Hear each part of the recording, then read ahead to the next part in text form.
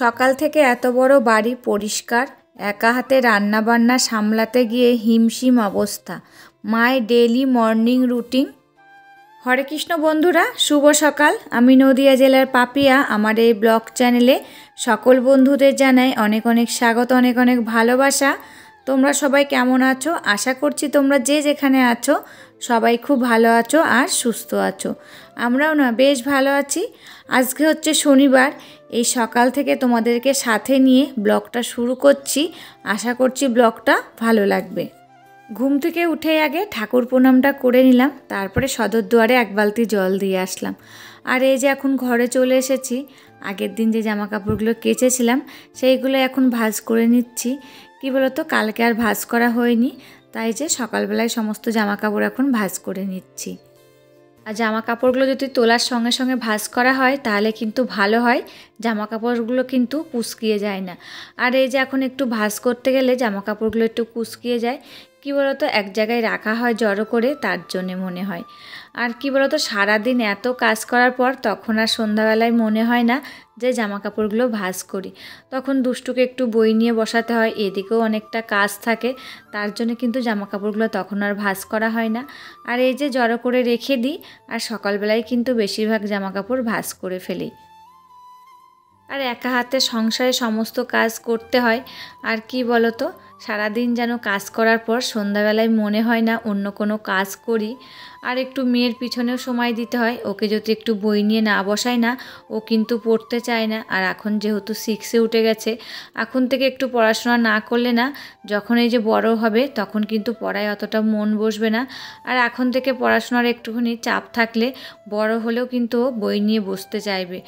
তবে যাই হোক বন্ধুরা, দেখো গল্প করতে করতে কিন্তু জামা কাপড়গুলো সব ভাঁজ করা হয়ে গেল। এবার যে যেখানে থাকে, মানে যে জামা কাপড়গুলো যেখানে রাখি সেখানে কিন্তু রেখে দিলাম। আর তোমাদেরকে বলি, জামা কাপড়গুলো কিন্তু সবসময় শোকেসের ভিতরে রেখে দিই। আর বাইরে রাখলে যেন দেখতে ভালো লাগে না, তার জন্য কিন্তু আমি বাইরে কোনো জামা কাপড় রাখি না, ওই শোকেসের ভিতরে ভাঁজ করে রেখে দিই। আর যখন যে জামা কাপড়গুলো পরবে তখন সেই শোকেস থেকে কিন্তু বার করে নেয়, আর আলাদা আলাদা করেই রেখে দিই। আমারটা আলাদা, দুষ্টু বাবারটা আলাদা, বাবারটা আলাদা, দুষ্টুরটা আলাদা, এরকম করে রেখে দিই। যখন যেটা যার প্রয়োজন হয় জামা কাপড়, তখন কিন্তু সে সেটা শোকেসগুলোই বার করে নেয়। তবে যাই হোক, দেখো বাসি বিছানাটাও কিন্তু তোলা হয়ে গেল। বিছানাটা ঝাড় দিয়ে নিচ্ছি, আর এখন এই যে ঘরটা ঝাড় দিয়ে নিচ্ছি। আর দেখো কি পরিমাণে ধুলো হয়। আমি কিন্তু ঘর 3বার ঝাড় দিই, তাও যে এত পরিমাণে ধুলো কোথার থেকে আসে বুঝে পাই না। তা বাবার ঘরটা তো গুছিয়ে ঝাড় দেওয়া হয়ে গেল, এখন এই যে রান্নাঘরটা ঝাড় দিয়ে নিচ্ছি, তারপরে এই যে ডাইনিংটা ঝাড় দিয়ে নিচ্ছি। আর আমাদের ঘরটা শেয়ার করিনি, দুষ্টু যেহেতু ঘুমাচ্ছে, ও কিন্তু এখনও উঠিনি। ওর শরীরটা আজকে ভালো না, ওই যে পেটে ব্যথা করছে বলছে, তার জন্য কিন্তু এখনও ঘুম থেকে উঠিনি। আর আমিও কিন্তু আজকে সেরকমভাবে ওকে ডাকিনি, যেহেতু পেটে ব্যথা করছে তার জন্যে।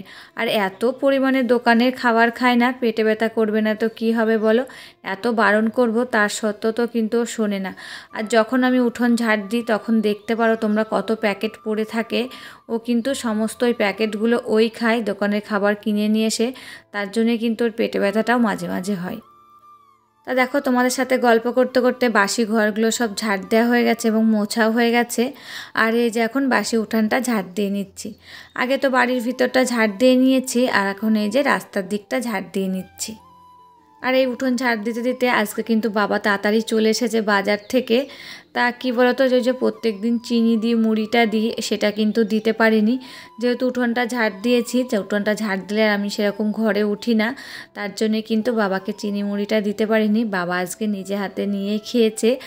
তা কী বলতো, বাবাও জানছে যে একা হাতে আমাকে সমস্ত কাজই করতে হয়, তার জন্যে কিন্তু বাবা হচ্ছে চিনি মুড়িটা নিজেই নিয়ে খেয়ে নিয়েছে। তবে দেখো তারপর স্নান করে নিয়েছি, নিয়ে এই যে ঠাকুর ঘরে চলে এসেছি। এখন ঠাকুর ঘরটা মুছে নিচ্ছি, তারপরে পুজোটা দিয়ে নেব। আর প্রত্যেক দিন স্নান করে কিন্তু ঠাকুর ঘরটা মুছে নিই, তারপরে পুজোটা দিই।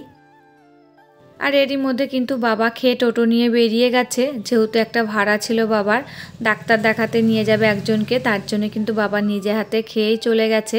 আর দুষ্টুর বাবা তো ভোরবেলায় চলে যায় তোমরা জানো, আর ও কিন্তু ওই 11:30-12টার মধ্যে চলে আসে।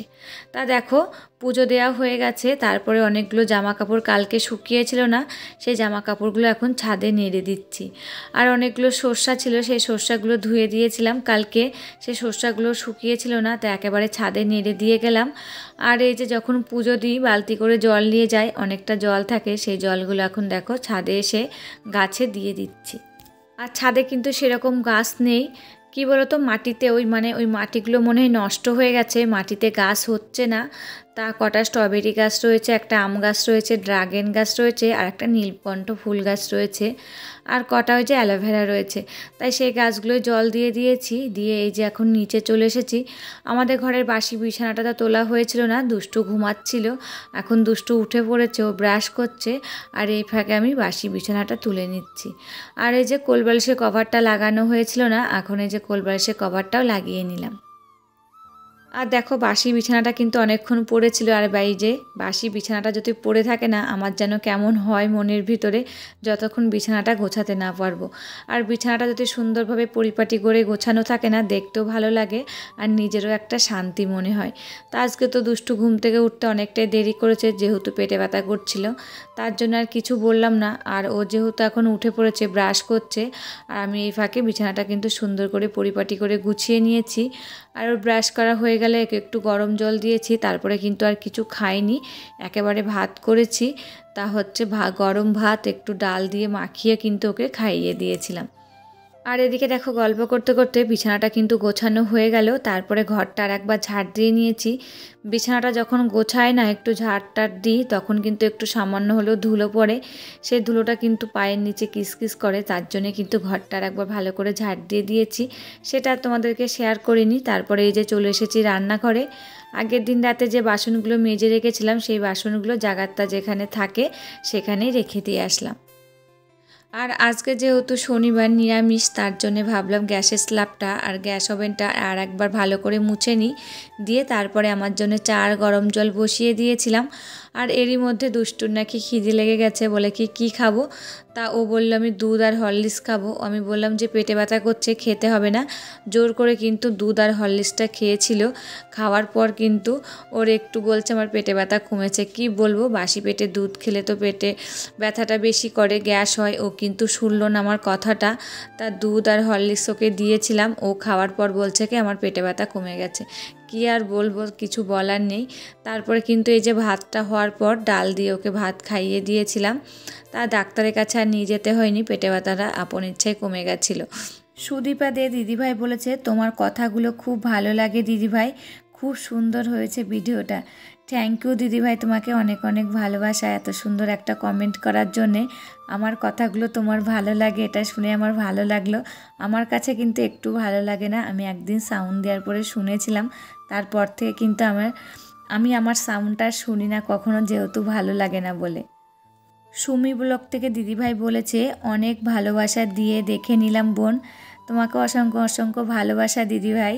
আর এদিকে দেখো ভাতটা বসিয়ে দিয়েছি, আর একটাতে ডাল সিটি বসিয়ে দিয়েছি, আর এখন এই যে আলু ফুলকপিগুলো বানিয়ে নিচ্ছি। হরেক রকম ব্লগ থেকে বলেছে প্রথম দেখলাম ভালো লাগলো, তোমাকে অসংখ্য অসংখ্য ভালোবাসা। জীবনের ওঠাপড়া থেকে বলেছে খুব সুন্দর ভিডিও, ভালো থেকো।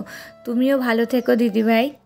তো দেখো আলু ফুলকপিগুলো বানানো হয়ে গেছে, আর ওইদিকে কিন্তু ডাল সিটিটা হয়ে গেছে, আর এখন এই যে গাজর দিয়ে আর আলু দিয়ে ভাজাটা বসিয়ে দিলাম।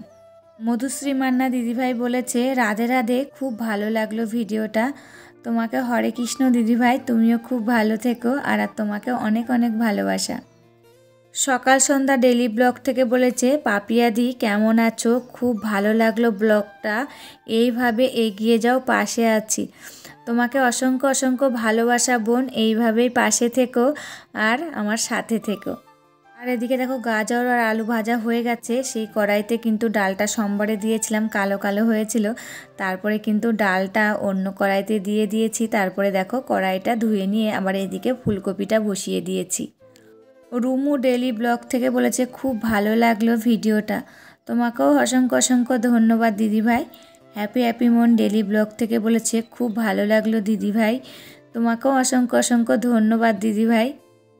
আর এদিকে দেখো আলু ফুলকপিটা ভাজা হয়ে গেছে। তারপরে মশলা দিয়েছি আদা জিরে বাটা আর কাঁচা লঙ্কা বাটা দিয়েছি, ওর সঙ্গে কিন্তু একটা টমেটো দিয়ে দিয়েছি যে কালারটা বেশ সুন্দর লাল লাল হবে বলে। তা দেখো লাল লাল হয়নি, হলুদ হলুদই হয়েছে। আর এখনকার হচ্ছে ফুলকপিটা সেরকম খেতে ভালো লাগে না, তা রান্না করেছিলাম, বাবা বলল যে ভালোই হয়েছে রান্নাটা। শম্পা কিচেন থেকে বলেছে লাইক দিয়ে শুরু করলাম, খুব সুন্দর হয়েছে ভিডিওটা, দারুণ লাগলো, ভালো থাকবেন। তুমিও ভালো থাকবে দিদিভাই, তোমাকে অসংখ্য অসংখ্য ধন্যবাদ আর ভালোবাসা। তা দেখো রান্না বান্না কিন্তু কমপ্লিট হয়ে গেছে। তারপরে খাওয়া দাওয়াটা করে নিয়েছি, দুষ্টু বাবা চলে এসেছিলো তো একসঙ্গে খেয়ে নিয়েছি। মেয়েকে কিন্তু আর ঘি দিইনি, ডাল দিয়ে ভাতটা মাখিয়ে দিয়েছিলাম। তারপরে কিন্তু আর ভিডিও করিনি, এই ভিডিওটা কিন্তু আগের দিনের ভিডিও, যেহেতু কালকের ভিডিওটা অনেকটাই বড় হয়ে গেছিলো তাই এই ভিডিওগুলো নিয়েছিলাম না। আর এত কষ্ট করে ভিডিও করি, ভিডিওগুলো রিলেট করে দেবো, তার জন্য কিন্তু আজকের ভিডিওতে জুড়ে দিয়েছি। Swapna Debnath, Rohini, Monika Ghoshal, Sharmin lifestyle daily blog, শর্মার রান্নাঘর, রিম্পা ঘোষ, সকল বন্ধুদের জানাই অসংখ্য অসংখ্য ধন্যবাদ আর ভালোবাসা। এইভাবে তোমরা আমার পাশে থেকো আর আমাকে প্রচুর প্রচুর ভালোবাসা দিও।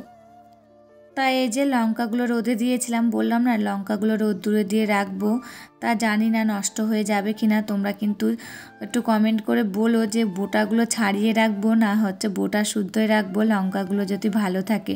অনেকগুলোই তো লঙ্কা কেনা হয়ে গেছে, কি আর করা যাবে। তা দেখো সমস্ত লঙ্কাগুলো তুলে নিলাম দুটো কৌটোর ভিতরে, আর যেগুলো রোদে দিয়েছিলাম সেই মশলাগুলো তুলে নিয়েছি। আর সর্ষাটা তো শুকায়নি, আজকে তো সকালবেলা আবার রোদে দিয়েছিলাম। তারপরে এই যে সন্ধ্যাবেলায় আবার চা করে নিয়েছি। তবে যাই হোক বন্ধুরা, আজকের ভিডিওটা এই পর্যন্তই, আবার দেখা হবে নতুন একটি ভিডিওর সাথে, ততক্ষণে তোমরা ভালো থাকবে।